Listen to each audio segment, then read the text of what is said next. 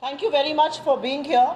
We are here to make an important statement because it is quite clear that the prospects of a humiliating defeat that loom large for the Bharatiya Janata Party here in Karnataka has rattled them and has made them so desperate that their star campaigner and their tall leader, Mr. Basangoda Patil Yatnal, has made an extremely derogatory and extremely shameful remark against former Congress President, UPA chairperson and chairperson of the Congress Parliamentary Party, Srimati Sonia Gandhi ji. He has the audacity to call her a Vishkanya and call her a Pakistan and Chinese agent. She is not just an elected member of parliament, and which is why it is not just her insult or insult of a woman, but it is also extremely insulting and extremely derogatory for her constituents who have elected her repeatedly to parliament. I want to emphasize the fact here that Mr. Yatnal is perhaps just a means. He is just mouthing the words that are coming straight from either Chief Minister Bommai or Prime Minister Narendra Modi.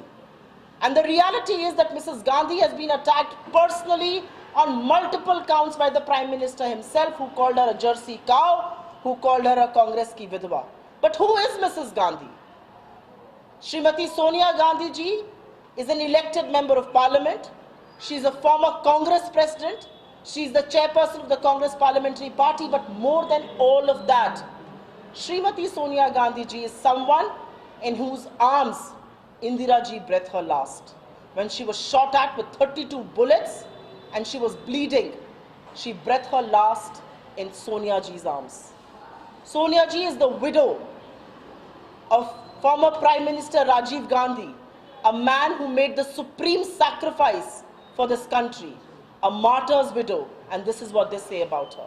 Srimati Sonia Gandhi is someone who made the sacrifice as far as the Prime Minister's position is concerned. The election was her mandate. She is someone who has given this country path-breaking reforms, whether it is Manrega, the right to work in rural areas, or whether it is right to information, right to education, right to food. These are path-breaking reforms. These are rights that were given to the people of this country by Srimati Sonia Gandhi ji and of course the Manmohan Singh government. And when you attack her, you don't just attack an individual, you attack the ideology that she stands for, you attack women all over the country. And if the Prime Minister is not patronizing Mr. Yatnal, because truth be told, Mr. Yatnal seems to be the blue-eyed boy of none other than Prime Minister Modi himself. And which is why questions will be raised. And the country today, which is enraged, wants to know, what is the Prime Minister's stand on this? Why is the Prime Minister quiet? And is his silence really the political patronage that he's giving to Mr. Yatnal?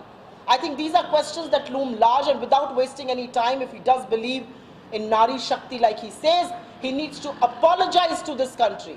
Apologize to women all over India, apologize to Mrs. Gandhi, and apologize to the top leadership of the Congress party. And more than anything else, a man like Yatnal has no place. The filth, the derogatory language has no place in a democracy, in public life or in politics, and he needs to be thrown out. He needs to be fired from the BJP with immediate effect, because this is an extremely serious offense that he has committed. He's a repeat offender. He was the man who was on record to say that the Chief Minister's chair within the BJP in Karnataka can be bought for 2,500 crore rupees. I don't know what explains the fact that he's the star campaigner of the BJP. He's contesting an election on their ticket. But today, we want to ask that a man who served as the junior minister for aviation in Atalji's cabinet, has politics come to this bigger low? Is politics scratching the rock bottom as far as public life is concerned? And is the BJP so rattled that they have stooped to name calling? But let me remind the people here that Karnataka has always stood for the dignity of women, has always stood for the dignity of Sonia ji and her family.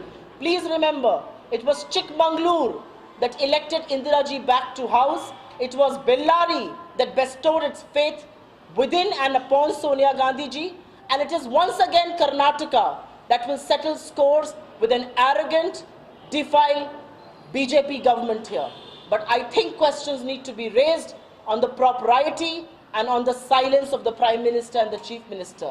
Because until they do not speak and until they don't take action, they have no moral right to talk about women's rights anywhere in this country. Are there any questions on suo motu? We can take those, otherwise thank you. Thank you very much. Thank you so much. Can you get somebody to share this with social media?